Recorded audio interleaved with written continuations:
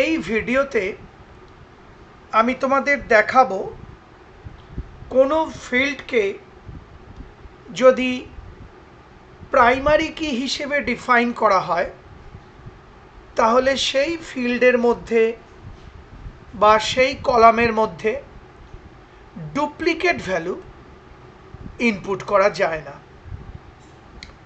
লক্ষ্য করো, select star from drivers.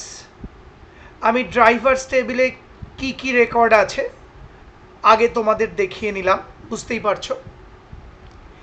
এখানে ড্রাইভার আইডি ফিল্ডটাকে বা কলামটাকে কিন্তু প্রাইমারি কি হিসেবে ডিফাইন করা হয়েছে।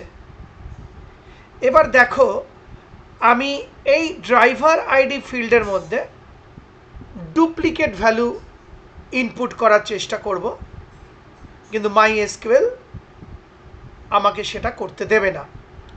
কারণ কোনো ফিল্ডকে যদি প্রাইমারি কি হিসেবে ডিফাইন করা হয় তার মধ্যে ডুপ্লিকেট ভ্যালু ইনপুট করা যায় না। দেখা যাক। দেখো, আমি এখানে লিখেছি insert into drivers values D2 R Sinha 1004, অর্থাৎ ড্রাইভার আইডির ভ্যালু দিয়েছি D2, নাম দিয়েছি R সিনহা আর লাইসেন্স নাম্বার 1004।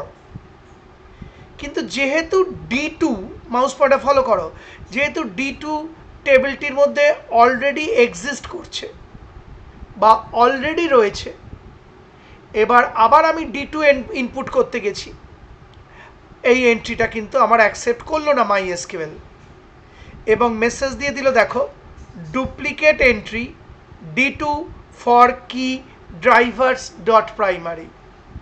অর্থাৎ ড্রাইভার্স টেবিলে প্রাইমারি কি হিসেবে ড্রাইভার আইডিকে ডিফাইন করা হয়েছে, তার মধ্যে ডুপ্লিকেট এন্ট্রি D2 অ্যাকসেপ্ট করা হবে না।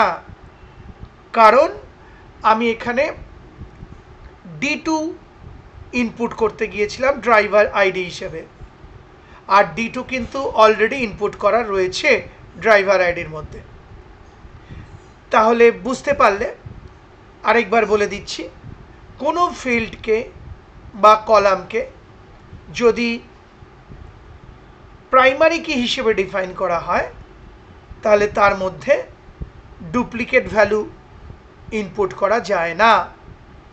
এখানে D2 ভ্যালুটা MySQL অ্যাকসেপ্ট করলো না, যেহেতু already D2 value driver ID input করা রয়েছে।